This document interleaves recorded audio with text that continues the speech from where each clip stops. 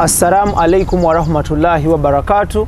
Mbanirizaako abalungi abatulaba yonna gye musinzira okubanga mutulaba tuli ku Extra Digest mugoba nsonga era nga tusinzidde Kampala mu ggwanga Uganda wotulabira akadde kano. Olunaku olwaleero nate lwanjawulo okwawukanako ku lunaku olwajjo. Buli lunaku lwe tukomawo ku mpewo obanga tuyita mu mayengo kuweereza tukomawo n'ekyenjawulo era ng'olunaku olwaleero negatiddwako muganda wange amanyiddwa nga KAKURU nga Munnayuganda awangaalira mu maserengeta ga Africa oba giyite South Africa, mwami musomesa by profession ate nga is a finance analyst at the same time ate nga ye patron oba chairman whatever depending ku ngeri gy'okitegeeramu naye nga kyali NRM mu maserengeta ga Africa omuli ensinga Zambia, Zimbabwe, Lesotho ne South Africa ngayo Swaziland ensi zonna eziri mu maserengeta ga Africa yazitwala bwe kikwatagana ku nsonga za NRM. NRM kyekibiina ekiri mu bukulembeze ekifuga Uganda era nga gye buvuddeko wano omwami His Excellency Yoweri Kaguta Museveni President w'eggwanga Uganda yalayiziddwa n'ababaka ba Parliament bangi nnyo balayiziddwa era nga okusinziira ku byava mu kulonda NRM still yesinga ababaka mu Parliament. Mwami Kakuru nsaba obuze ku balungi abatulaba tutandikirawo. Mukulu IBRAH tata mwebale gye mukola. Amina. Era nga bwe nkugambye nkusinkanye mirundi ng'esatu. Ojja otuuka ku bannaffe Abannayuganda e South Africa nkulabye emirundi ng'esatu, Rwanda, Pretoria eyo naki. Mirimu gye mukola mirungi naye mukola emirimu gino mubeere mukolamu ebitegeezeddwa okutegeeza abantu naki naye kubanga bwe tubeera eri tuwulira abantu nga Uganda abantu bafa gavumenti egenda omuliro bassa abantu nga tugamba eggwanga lyaffe lifuuse Somalia nkitegeera naye kati bw'otuuka wano n'osanga abantu bakyakala. Nze naalabye wano ne masikiti ziriwo owulira bakutiisa mulago ejjudde abalwadde obulwadde nga buliwa tugamba nga Bannayuganda beefaako. Huyo omukulu IBRAH batugamba akasika katutta dda akasika nfuufu banaye enfuufu eri walaba IBRAH bwanyirira naye nga totereko nfuufu naye banange mubeere mugamba abantu abali bweru banange nyiriridde interview ensi yaffe naye nungi laba ekirevu bwekya interview akalevu kalyawo ugamba mpozi ovudde mu Ramadani kyekikunyiriza. So mwami Kakuru obulamu bugamba ki, obulamu butambula butya gy'owangalira mu maserengeta ga Africa emirimu gitambula gitya?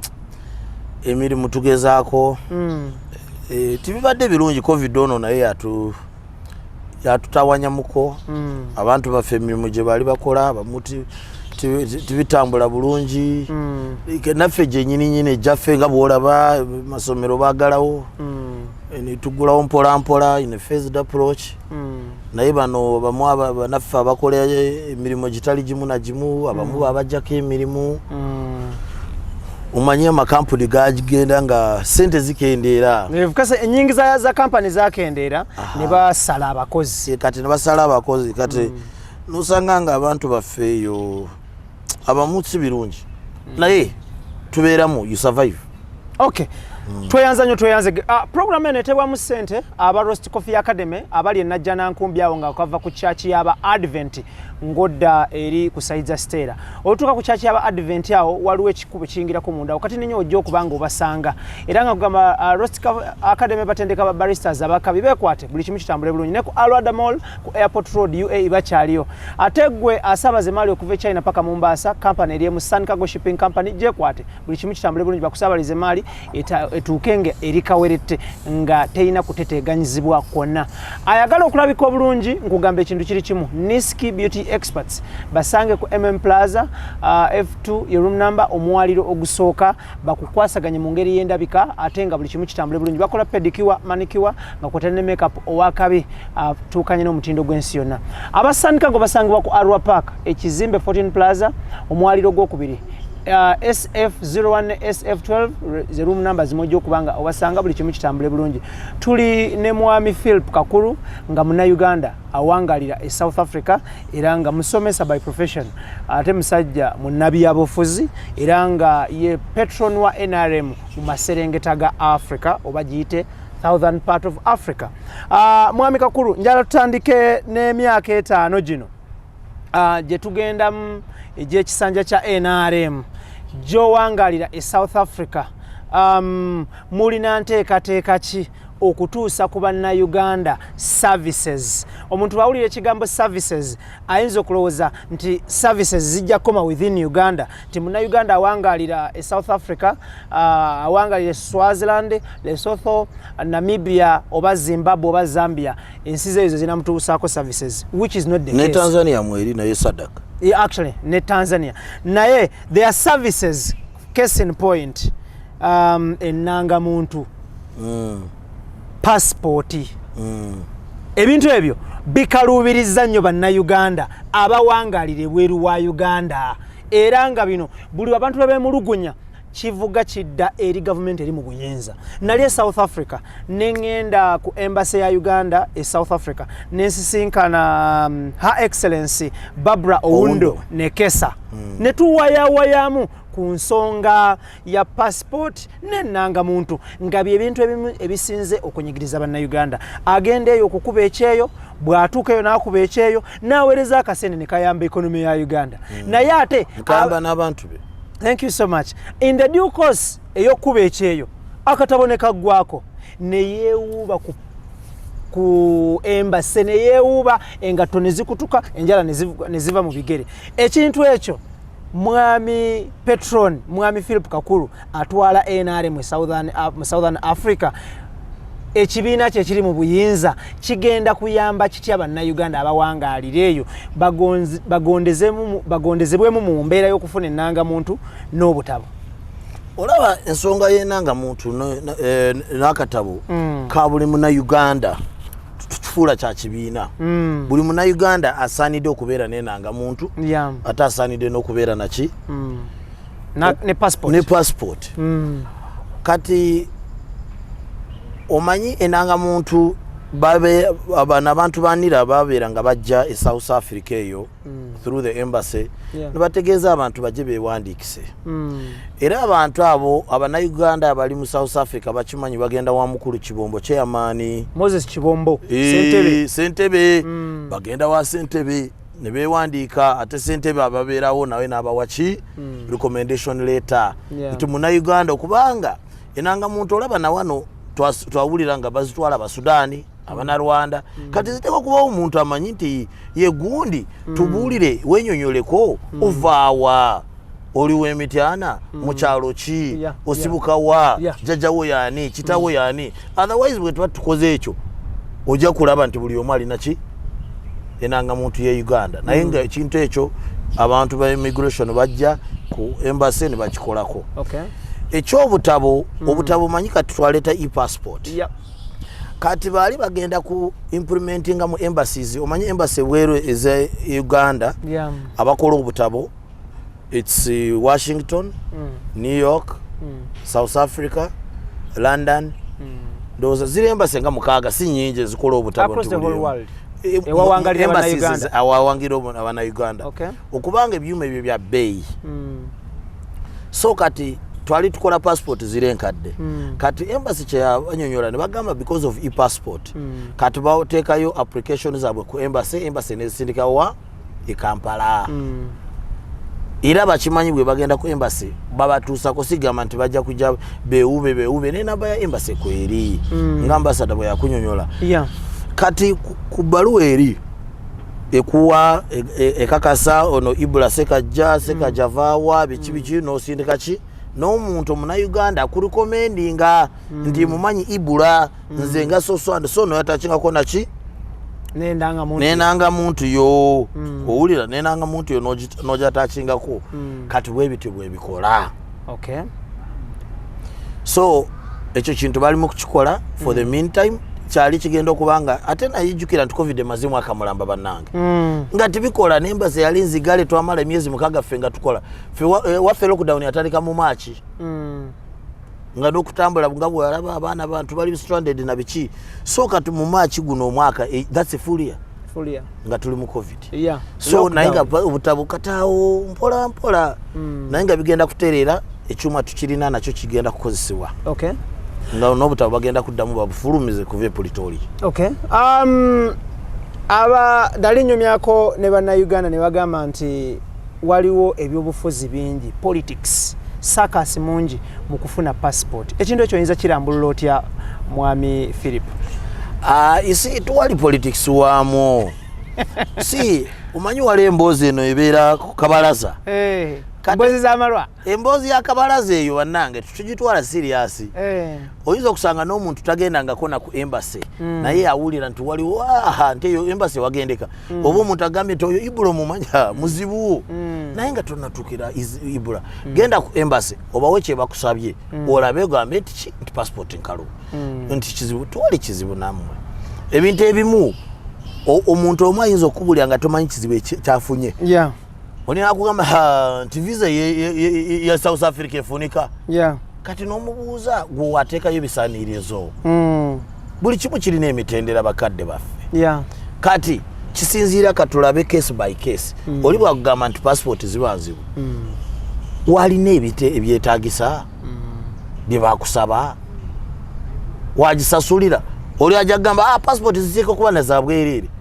omanyi abantu baffe baagala buli kimu nti bansasulire tubeera nabyo ne NRM nti nze ne mugizi wa NRM passport balibadde batuwaza bwereere bannange kati bw'oba oli eri tolina mulonzi togenda na mu ballot box kati ate omulonzi ye IBRAH omuwagizi wa NRM yakola atya ali Kampala ate ng'alonda n'okulonda waliwo tiwali kyabwereere bannange bino ebintu bikole Extra Digest mugoba nsonga tuli ne mwami Philip Kakuru omwami ono tuzze atusiigire ekifaananyi ebyobufuzi mu diaspora bitambula bitya era womulabira wano ali mu kutumenya ogezako kutumenyera mu kunsonga wano ne wali tusoose n'ensonga eya katabaako kakulu nnyo buli muntu yeetaaga passport buli muntu yeetaaga national ID it is so essential and it is a must so kyovola tukijjeewo first time mwami Kakuru njala tutunuulire ebyobufuzi ku ground e Kampala currently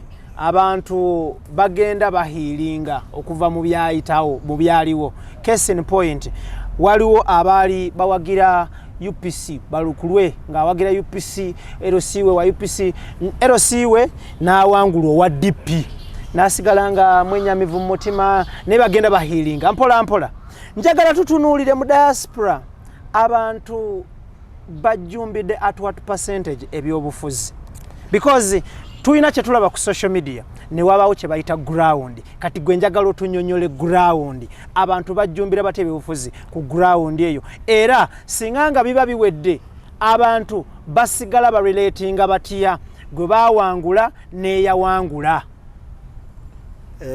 songa ebyobufuzi songa nkulu omanyi abantu ababeera mu diaspora balimo enlightened ate na nnyo nti information bagijja on the internet oba ku mikutu gino gye mukolerako kati obviously nga byo byobufuzi bwobimanyi buli omu aba alina endowooza ye kye tuyita ideology oba a political affiliation nosanga aba DP naki tebabaddeyo nnyo ewaffe gye tubadde oba UPC bamwe bali okuvuganya okw'amaanyi kuli wakati wa bibiina ki kuli wakati wa NUP ne NRM NUP omanyi NUP bwe yajja nga abavubuka bagamba kino kyaffe ku luno wafiira muntu naye ate bw'okula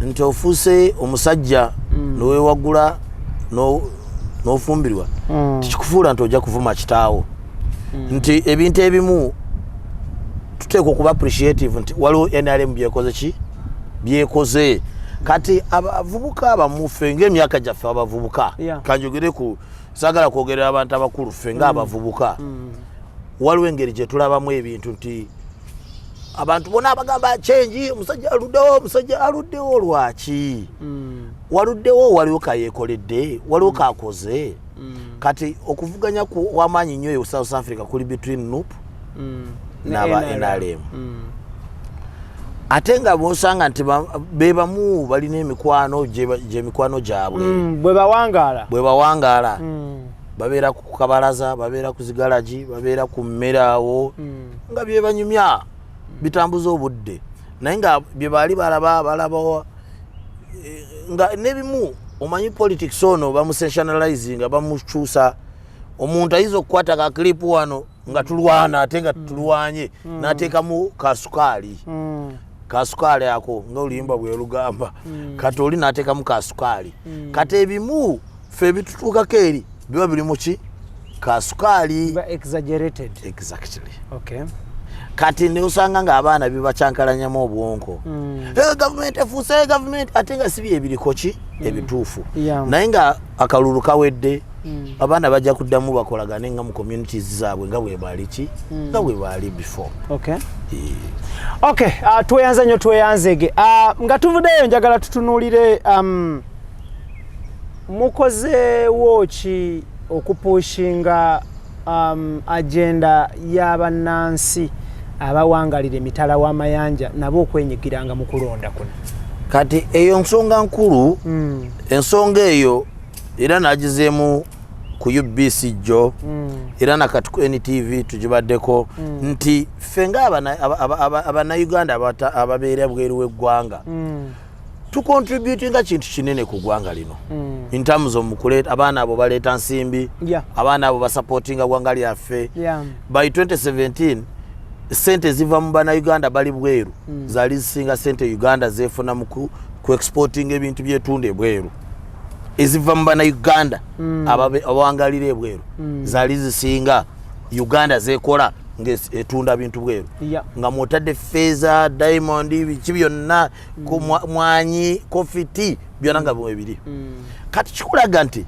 waliwo contribution gye tukola y'amaanyi abaana abo kababe boolaba abaana bagenda kukola bwakadaama sente ze bakola $1 10 oba $8 zikomawo eno kukyusa mbeera nezitambuza economy kubanga baweereza fees balabirira bajjajja batwala mu madwaliro bazimbye ne bagula material ku hardware baguza omusenyi wale wa soluma kati nga tukola baguza amapoloti okubanga bagenda eri kukola kyekiba nti bakyusa obulamu bwabwe ewaka okubanga buli omu gyali bagenda kukomawo ki e Uganda buli omu waali yagenda kunoonya sente si byakugamba kutulugunyizibwa.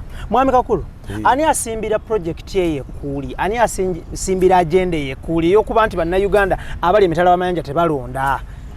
Kati ensonga eno twatandika kugiraisingako nga from 2004 mu organizations za Ugandans okusingira ddala mu UNA bagikonako tugikonako South Africa tusindika requisition nga NRM nti twagala kulonda ate ntubakakasa ali bagamba nti yii naye nga government ndowooza yali teri nteekateefu omanyi kukola obululu kuloniza mu embassy si kyangu logistically kidimandinga sente nyingi mawanga agamu gakikola zi US balonda mu embassy zi Mozambique South Africa ne Rwanda wano kati naffe twagala kukikola era nga bwe walaba court ruling Electoral Commission yagamba teri ready kuguna omwaka 2021 naye 2026 egenda kola ki ejja kuba ready chikola egenda kuba ready remember yagamba we ba passing a ruling mu constitutional court nti we deserve a voice kati naffe kya mukisa nti singa tutuuka ku kiseera ekyo ky'okulonda kati awo naffe tujja kutandika ku demandinga constituency gazetting mulonde anti we gazetting ntulonda kati kitegeeza nti if I can be a voter then I can have a representative. Thank you. Bwechibera Mwami Kakuru atulaba yali agadde okumanya nga boolaba ebintu nga munnabyabufuzi munna-Uganda atambudde because you travel the world olabye ebintu how things operate n'akalulu kano olabye ebbugumu lyekabaddemu olowooza 2026 ekintu ekyo kinaatebwa mu nkola nga buli olukya NRM ebanga enafuwa mu diaspora kati kinaatebwa mu nkola ekintu ekyo?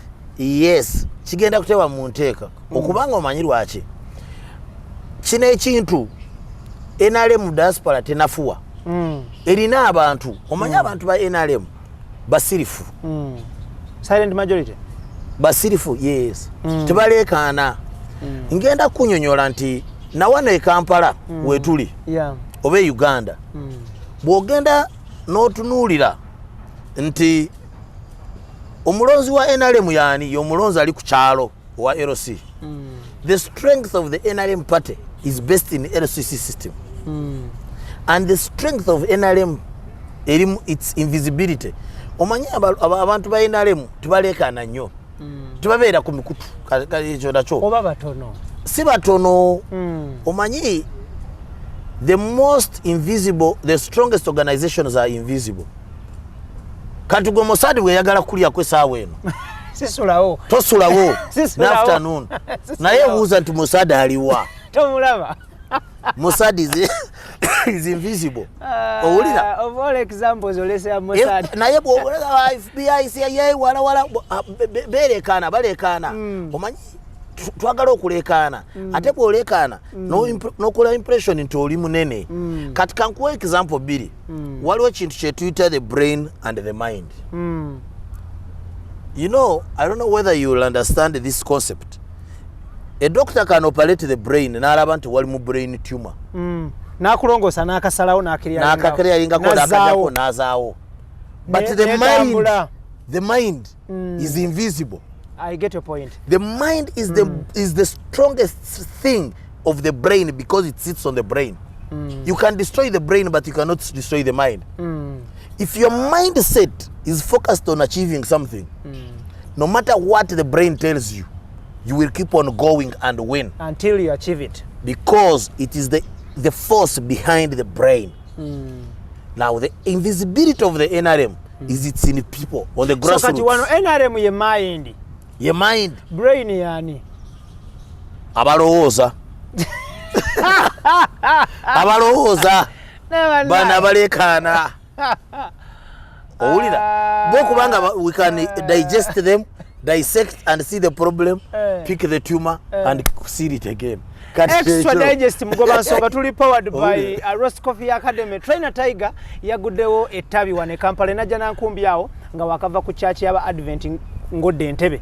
Bekwate buli kimu kitambula batendeka baristas abakabi era nga bakugamba naawe ali mu UAE ku Alwada Mall awo ku Airport Road bakyaliwo nnyo genda bakutendeke ovuganye ku mutindo gw'ensi yonna ate nga waliwo ne scheme olumala okutendeka ofunirawo omulimu. Bekwate buli kimu kitambula bulungi bakubire ku namba z'essimu zolaba wansi awo ate nga gwayagala okusaabaza emali okuva China paka Mombasa nkugamba nti Sun Cargo amakanda yagasiba ku Arua Park awe Kampala ku kizimbe 14 Plaza SF01 SF12 bajja kusabaliza emali okuva China paka Kampala. Mu office ya Kampala mulimu omwami amanyiddwa nga Muwonge Ibrahim atenga China eriyo Malcolm bajja kukwasaganya ayagala okulabika obulungi oba oyina omukolo batoyina mukolo just gwengo ayagala kulabika bulungi wekwata banniski beauty experts bakuyoyoto lususu bakole pedicure bakole manicure bakole makeup wakabi atenga bajja kutendeka n'abagala okuyiga makeup ng'omulimu basange wali ku Plaza F2 ye room number atenga omwaliro ogusoka kujja okubanga obasanga tuli mwami Kakuru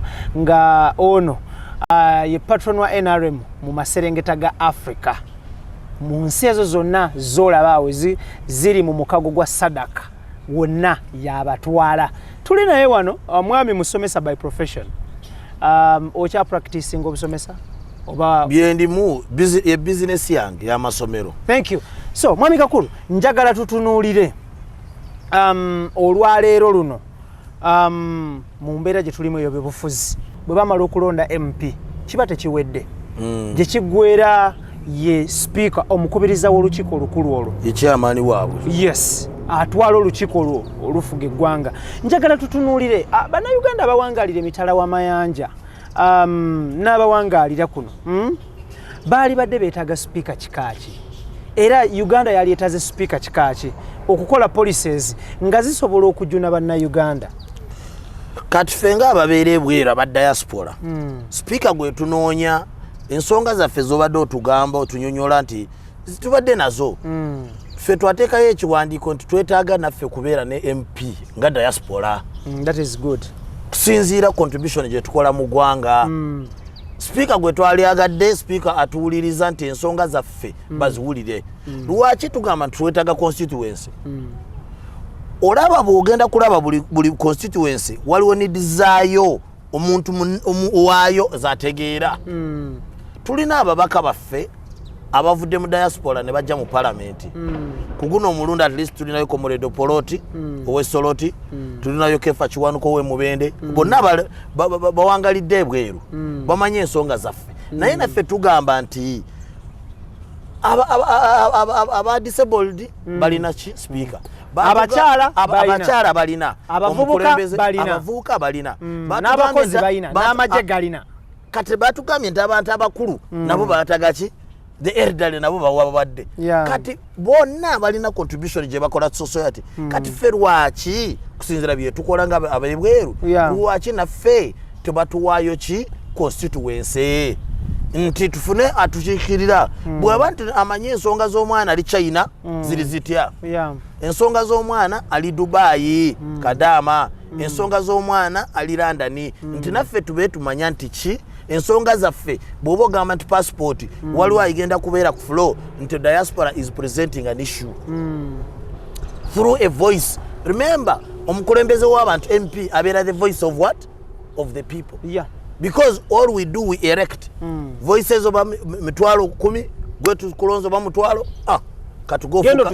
gofuuka ddoboozi ly'abantu. Kati ffe nga diasporians tufiiringa nti we are left behind, twetaaga okukiikirira. Kaspeaker gwe twagala to advance the ideals of the people in the diaspora. Omwana ali Take, omwana ali London, omwana ali Sweden, twetaaga omwana ali Boston wali ali mu dunia.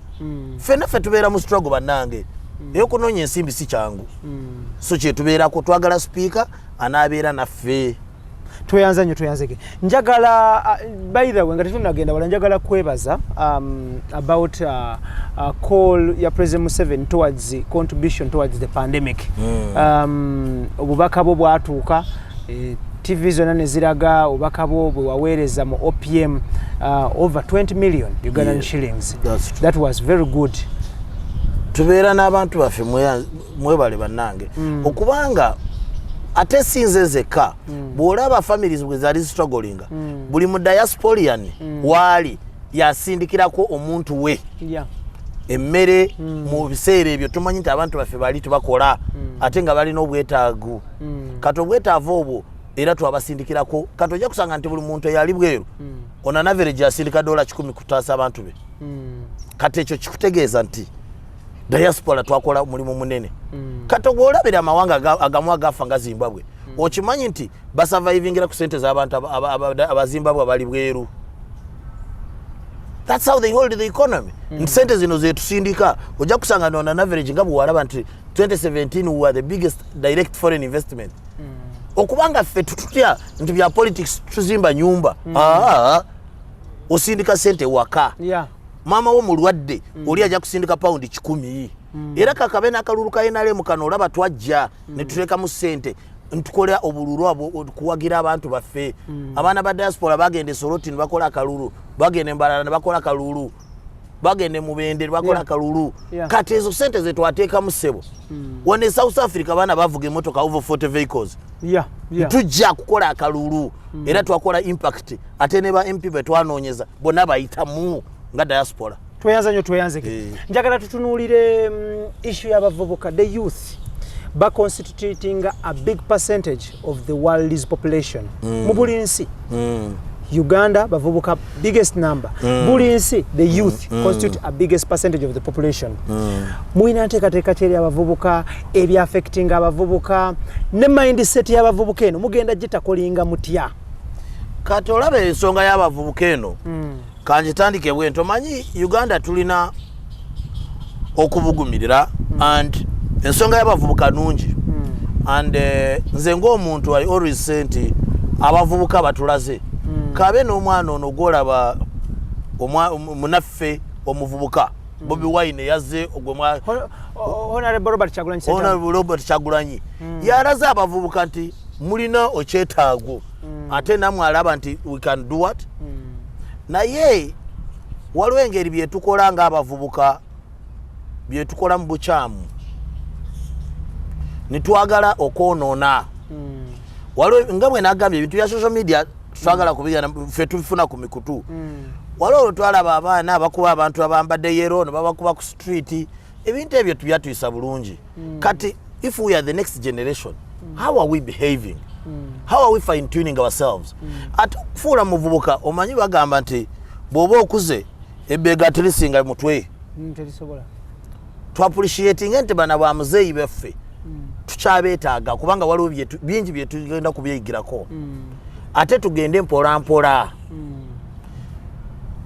abavubuka wano watandika nti omusajja agenda nemubagamba baleeta Libya wano njagala kubakakasa nti ebintu waliwo engeri gye tukoleramu nga revolutionary movement you see the revolutionary movement has to understand that when they came that there are three arms of the state the executive the military the judiciary and the legislature now why am I mentioning the military mweri I will tell you why I will give you an African perspective for starters okay and an African perspective there was Arab Spring in Egypt when the Arab Spring began teyalekako mukulembeze n'awaddako naye eyaddako owa Muslim Brotherhood yawangula akalulangere si bwe kiri poliisi bwe yatandika okukuba abantu amagye gajja ne gagamba banange tukoze ki the police's brutality it must end the military took over General Sisi came and said people must respect netukuba akalulu Muslim Brotherhood na winninga bwe yamala okuwinninga ne bagamba tofuga bulungi the military came and said no you don't deserve this they took over General Sisi from the part of Comrade Mubarak took over and is governing Libya or is governing Egypt as we speak today we go to Algeria the former prime minister in the government is the current president Arab Spring yajako Abdulaziz tugenda Tunisia the former man in the establishment took over there is nothing that changed the match the same people definitely we come to Zimbabwe the other day people were celebrating the police was beating people General Chiwenga was the CDF he came and said the police must stop they stopped General Chiwenga all he did he removed the jacket of the military and wore the jacket of the civilian he's the vice president the ZANU-PF chairman who had governed who had fired Mnangagwa the vice president he's still the vice chairman of the ZANU-PF Mnangagwa ye president na yeye amua yani unayagamba police must stop so kati muigeko ekintu kimu wano Sudan mwagamba Bashir bamujeko mu spring Bashir bwe bamujjako ne baleta omuntu omulala who is in charge the military with kati walino Africa we started a hybrid system that you justify a civilian as the front ngabwe baleta Lurene Binaisa nayenga Foronasa yali mabega kati njagala kulaga there is where I want to end nti bine ebintu tuyigemu kintu kimu that the military plays a crucial role in Africa these revolutionary movements don't go like that that's why the establishment of the revolution whether it is MPLA in Mozambique from Chisano Mabuza and the rest is still the revolution SWAPO in Namibia still the revolution ANC still the revolution the establishment is very strong Nituvayo tugenda Eyadema was a president for 40 years in Togo his son came and took over he has now governed for 20 years we went to Ali Bongo for 40 years his son Ali is now the president after 2 terms Chad is the most recent Kabila here he had an uncle who was part of the system an internal affairs minister Yamujaka 28 years of age he removed the military fatigue and just put on the civilian one abakakase myaka 18 Chad wano bagambye yii ba celebrating nti bamuse Idris mwana nagamba so if you don't have the military my friend chizibu wanji mubeere n'endowooza entuufu kati kankubulire kankuwa example wano ekiriko wano ku ggwanga lino nti kati tukomewo Uganda lwaki nkuleetera bwe nti wano history, if we forget history then we shall be judged wrongly. Nti every system that has governed this country has had a backing of the military. Bwe bajjako Kabaka Muteesa 1966 who were the architects behind the game? They were political machinations. Abo nabo ne batereeza bwe bamala okutereeza Obote was not Obote. He had the mindset of people like Rwakasisa and Oito Joko behind him. Bwe mwagaana ntakalutuka kubibwa, the military said, the Oito Joko said, we shall safeguard you. Muwanga, you run the election. And Muwanga ran the election under a military commission, suspended parliament under a decree, and we ran elections. Bwe bagenda kukola mu bwe bati wano Obote could not trust Muzeyi could not trust Obote. Ne baleeta Yusufu Lule naye najja. Was Lule a civilian? Yes. But who was the backing? It was the UNL forces. Oba manya kigambo wafiira Muloge we kyava? Kati wafiira Muloge, Lule comes here. When Lule arrives here, the Baganda said tufunyeyo Muganda. Batandika kuyimba oluyimbo bo alula ngu bagala Lule nga sente. Ngu fa Baganda bagala Lule nga sente. Bwe zatandika okutokota nga ziva wano bombo. Abaganda bagamba wano wafiira Muloge. We kyava ekigambo ekyo. Wafiira Muloge ng'emisinde. Ate bamugamba bamuleeta bagenda kumugjawo. Wafiira Muloge wekiva. Okay. Kati niwajja binayisa naye n'agamba entebe wooma. Ate wooma anagikuwadde. Abali bagimutaddeko ki? Kati kyenjagala kukakasa nti lino eggwanga, I will sample it against Nigeria. Uganda and Nigeria have been all presidents under an influence of a military state. They are revolutionary countries. Kati kyenjagala kulaga nti abavubuka tutubeera so much excited about the things that we see. Whether you see Mashuda Biora was a billionaire, but he was a civilian. That's why he could not become a president of Nigeria. Abacha became. Sana Abacha. Babangida became. General Sana Abacha. General Babangida became. Even Unegwa bali basibye General Basanjo yavayo nafuka ki? President. General Basanjo tugenda ku General Buhari. My friend, do not be surprised that even if there is a change into Kano Besigye, Muntu, and tumukunde kandi ite Bobi Wine ngasumbusa. Nata kwatamu ate nkubulidde nkulimbi katoloze gwanga lino tujja kufuga nga tumuli mukono gwa military. Abavubuka beemulugunya tebalina mirimu, tebalina services. Kati yes mujja kubafuga. Muli militarized. Naye twengekinga ne military. It's a civic military. Thank you so much. That's why it's called the Uganda People's Defense Force. Tebalina mirimu, tebalina services. Basomye tebalina mirimu n'abamu tebasomye. Kati kankulage kintu agenda ya NRM eddako 2021-2026 number 1 ICT tumanyi musiba ku mikutu olaba kati twetaaga to empowering abantu baffe in technology, advancing technology. Abantu batandika kubaera ku creating abo app babutunde osobola kunguza ka app akaliko media nga bwolaba nti TV is digital. Twetaaga kulowoleza ku TV the brick and the wall system. That's how we call it. The brick and the wall system no longer works. It's a digital framework. So bwali bantu bano bwe bayiga bino ebintu abamu bakola ku sente ku YouTube nga ko muledi Tiono alina followers bamuwa ka sente n'abalala. Kati digital empowerment ye tugenda kukola ki kutambuza. Ekyokubiri tuli ku skilling. Lwaki ngamba skilling? Because skilling kyenkolanze. I've done it for the last 18 years in my institute. Oh, that's good. Why am I telling you skilling? You need a plumber, you need a boiler maker, you need an electrician, you need a fit and tanner, you need a hairdresser, you need anything ebyemikono. Carpenter. Katika nkulaga ekintu kimu otudde wano nange IBRAH. Bwe bakubira nti kati pipe yo waka eri block mukazi yo nakubira sawa eno. Ogenda kwata esimu n'okubira ki? Plumber. Nagenda yo nakola yo emitwalo 2. Nange nimukubira nagenda nakola 2. Oli namukubira. Okimanyi nti plumber agenda kubakoze milioni 3 ezisinga oli bank teller ali ku milioni 1 at the end of the month. Nkiraba. Okimanyi nti plumber genda ne driver ali ku mulimu. Nkiraba. Okimanyi nti plumber ono ayinza kwepoloyinga abantu 5. kisoboka. Electrician agenda kuja namukwatira ku ddaala nkiraba najja ne testa na wiring enyumba Kampala tulaba buli wamu oyita bazimba kati bwolaba small medium enterprises that's the socio-economic transformation je tumukolako. Mind you, we have to change the mindset. Je nkugambye, the mind that sits on the brain.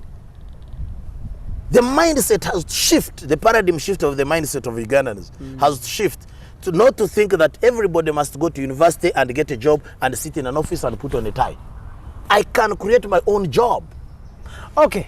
Kale tweyanzege Mwami Philip Kakuru tujja kuteekateeka tujje tukukyalire South Africa. Mujje mulabi bye tukola ebintu ebyo bibeere transformed tubikomyewo eno abantu bapikinge an idea.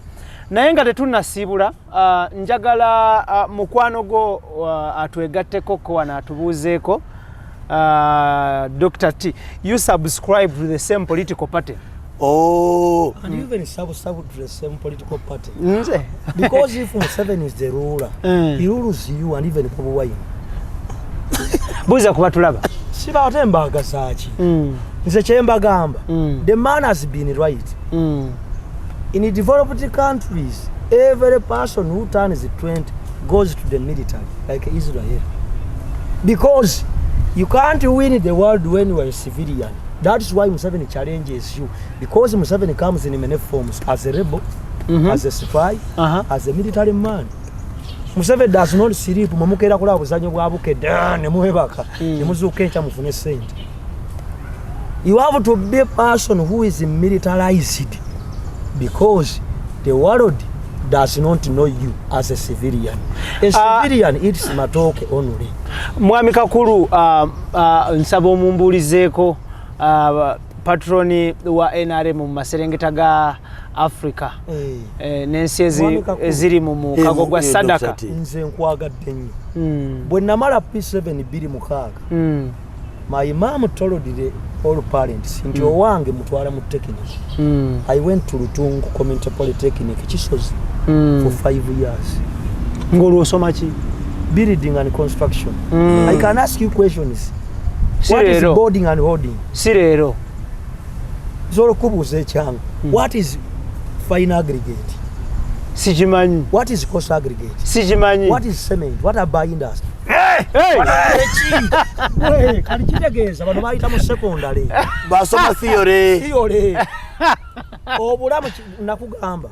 Ensi eringa bad bulaka. Bwe butuuka. Malaya naye ayambala bulungi okusinga abakazi b'omumaka. Simple.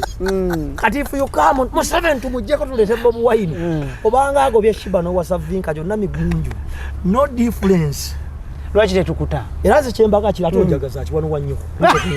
Adiyo kyesini wamawulira. I have 5 acres of vanilla. Yes. 5 acres of vanilla. An empowered youth. Mwe baba gamba. Vanilla agwebbe yagula mmeka. Wabula simanyi. Mwanyi zigula mmeka. Wabula simanyi. Oyina amaji. Oyina ennyanya. Sirina. Oyina embuzi. Sirina. Oyina amata.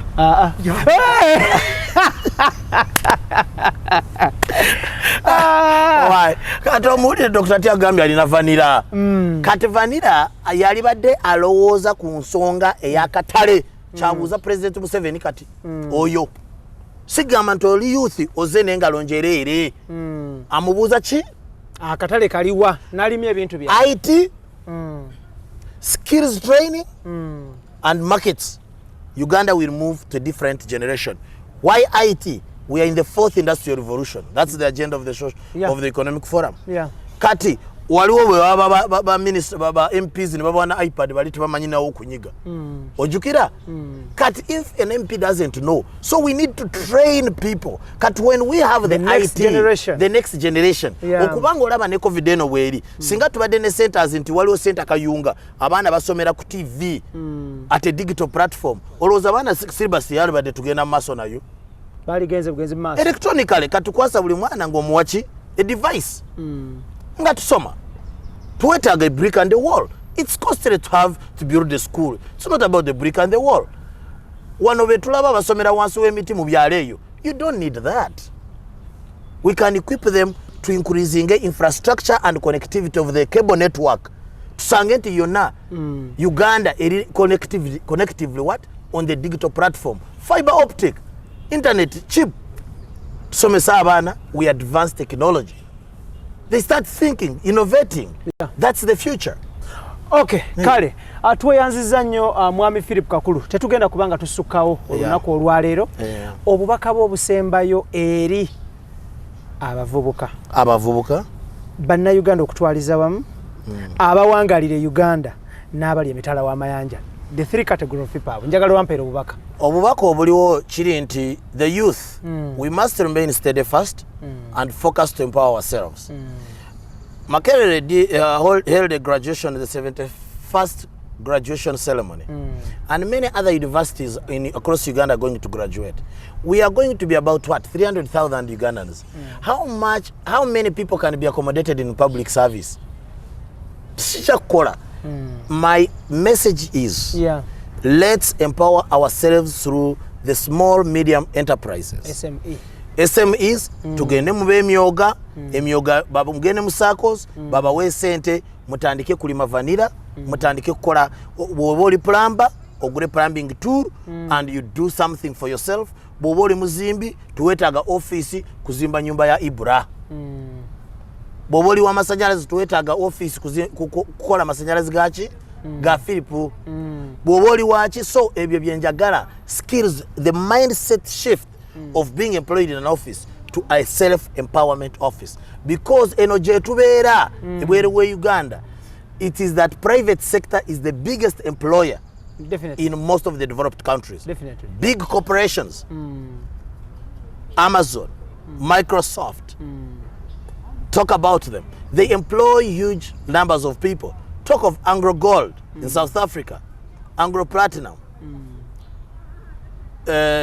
There are quite a number. Sasol, Shoprite, Zendaba Mulina Wano, Game, Walmart, Game Mulina Wano. They employ many people and they are owned by individuals. So we need to boost the small medium enterprises. They are the feeders of the main economy and creators of employment. Let's shift our mindsets thinking that everybody must go to the office. Thank you. That's out. Politically, we must start preparing ourselves and live in a role model kind of setup that we are the future generation. We destroy things. It means that we do not appreciate. Tuli myaka asatu late 30s muvuka bwena bwe tulaba wano fena tuli bavubuka.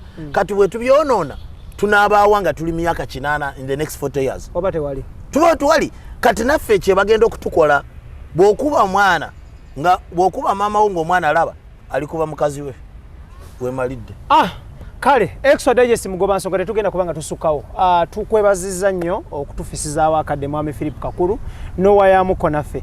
Bannayuganda abawangalira emitala w'amayanja, salute and respect. IBRAH Mukasage manya gange, lodge upon yourself, Idris, Daniel, Tony ne Keith. Tukwatagane nate omulundi oguddako, mubeere bulungi, mweraba. Assalamu alaikum wa rahmatullahi wa barakatuh. Assalamu alaikum. Byowulidde mu programu eno si bigambo byafa abadduka nnyo mu kutuguno, wabula bigambo by'abantu ssekinnoomu. Beera bulungi, weeraba.